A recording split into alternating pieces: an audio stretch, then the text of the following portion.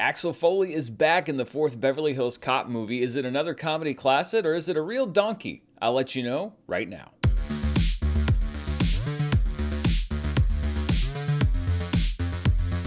This episode's brought to you by Miracle Made. Go to trymiracle.com/Dan for a special offer and stay tuned after the video for more info.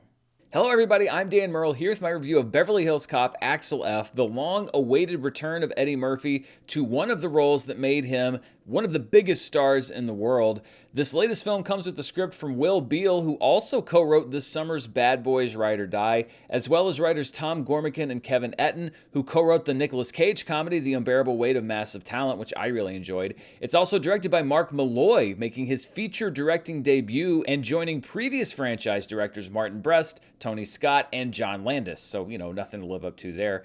Eddie Murphy returns 4 decades after Beverly Hills Cop became a phenomenal success as Detroit cop Axel Foley, who returns to California when his estranged daughter Jane, a defense lawyer played by Taylor Page, finds herself in too deep with a case that involves drugs, murders, and a potential dirty cop. Judge Reinhold and John Ashton return as Rosewood and Taggart, Axel's former cop buddies, who are now at very different places in their police careers, while Joseph Gordon-Levitt plays new police detective Bobby Abbott, Axel's sometimes unwilling temporary partner. Also reprising their franchise roles are Bronson Pinchot as Serge and Paul Reiser as Detroit cop Jeffrey Friedman, with Kevin Bacon joining the cast as Grant, an LA cop who's somehow mixed up in all of this dirty business. In this expanded franchise era, comedies have increasingly tried to do this exact same thing with wildly different results, going back to the well with the original cast, sometimes a decade or more after the original movie or the last previous sequel, and it has ranged from a pale imitation of what made these movies successful to begin with, to being able to actually recapture that original magic. Murphy already tried to revive one of his earlier hits a few years ago with Coming to America, not to be confused with Coming to America, a mediocre at best imitation of the comedy classic. And the last Beverly Hills Cop movie, 1994's Beverly Hills Cop 3, left the franchise on a sour note, a comedy misfire that seemed to show that Axel Foley maybe should have kept his adventures down to 2 movies set in the 90210 area code. Luckily for Axel Foley and for Eddie Murphy, Axel F is able to put this franchise back on solid footing with a healthy amount of laughs, some really good action, and a reminder of just what it is about Eddie Murphy and this character that made America fall in love with him in the first place. Is it as good as the original Beverly Hills Cop? Well, no, it's not. But when you look at that first movie, the lightning in a bottle that it was able to capture, it really was one of those moments like 1994 with Jim Carrey, where you're able to just distill what it is about a comedian and a movie star that makes them special.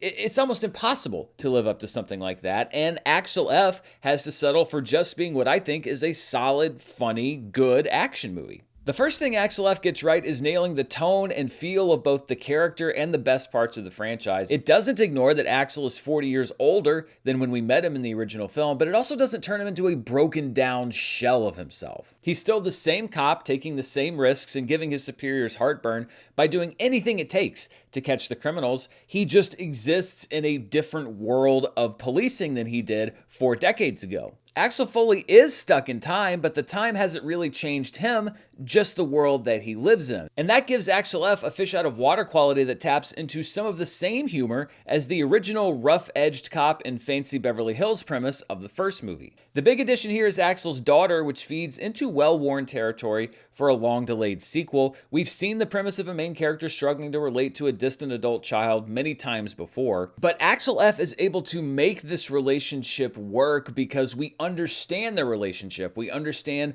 why they're estranged. The relationship feels genuine. And even though Axel and his daughter are often at odds with each other, she still is able to have a little bit of fun as the movie goes on. It's not just a one-note thing all the way through. The key to the film, as it's always been with these movies, is Eddie Murphy himself, and he hasn't lost the Axel Foley charisma that defines this character. This has always felt to me like the character in Murphy's career that most closely matches Murphy himself, which is maybe why it seems so easy for him to slip back into this role. Axel is fast talking, he's fast thinking, and because this is an R-rated movie, it allows Murphy to work a little edgier in some of his comedy without being too blue or too crass. It doesn't feel out of place. It feels natural for this character, and it plays to Murphy's strengths as an actor and a comedian. This shit's supposed to be like riding a bike. You're supposed to get right in there and know how to do this shit. You was trained, you can do this. Get going, man, we got to go. Please just shut the up, I'm trying to concentrate. This doesn't feel like Eddie Murphy impersonating himself from 40 years ago.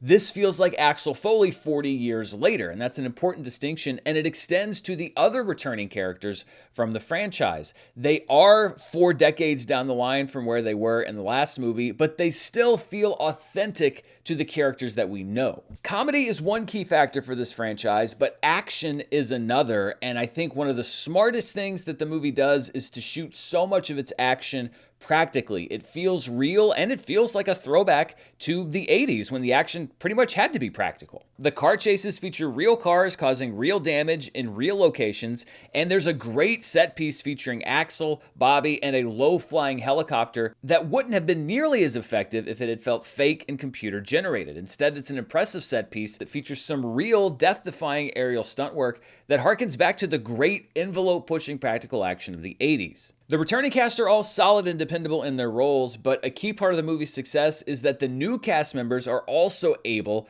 to keep up. Taylor Page gets the least comedic material as Axel's daughter Jane, who feels like she was abandoned by her father in Beverly Hills decades earlier, but she's able to slip into the movie's comic tone when necessary and doesn't feel like a flat cliche character. Joseph Gordon-Levitt is also able to successfully hold the screen with Murphy. It's easy to see the lazier version of his character, Bobby, who could have been a millennial cop who has no tolerance for Axel's old school ways and kicks and screams his way throughout the movie. Instead, Bobby pushes when needed, helps when required, and also shows some flaws of his own along the way, which leads to some great comedic moments between these two characters. And Kevin Bacon is just a reliably solid actor who knows exactly what movie he's in and exactly what role he's playing. As a veteran of 80s cinema himself, it's obvious that he's quite familiar with the sleazy cop role that's been written for him, and he has a lot of fun embracing one of the greatest cinematic legacies of all, the 80s slime ball. Anytime it takes a sequel this long to come out, it usually means one of two things. Either the star and the studio got so desperate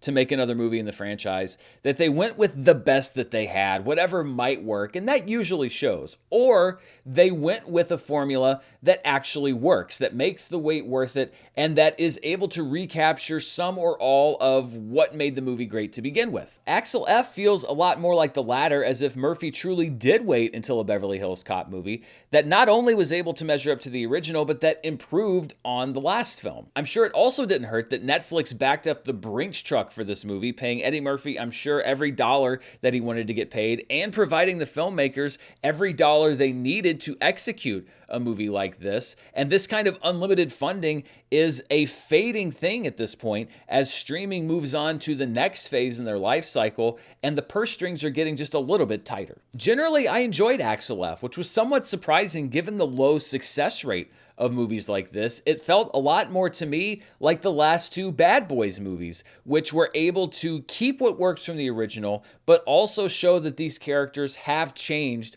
over time. It's really too bad, I think, that this is a Netflix original and that it's only going to streaming, that it's not getting any kind of theatrical run, because number one, I think that this movie would have done really, really well at the box office, especially considering the success already this summer of Bad Boys Ride or Die. And number two, I think the movie would have played even better with a crowd in a packed theater. The laughs would have been bigger. The action obviously would have been bigger up on the screen, but that's just not the era that we're living in. So you'll have to settle for watching it at home. Although if you do decide to watch it, I would recommend getting a group of friends because this is, I think, a funny comedy that improves with the number of people that you're watching it with. Axel F is a solid action option this July 4th weekend, and it gets a solid rating of it's good. It's a recommendation from me, and I think that you're going to enjoy it. So those are my thoughts on Beverly Hills Cop Axel F. What do you think? Let me know down in the comments below. And before we go, I want to thank the sponsor for this video, Miracle Made.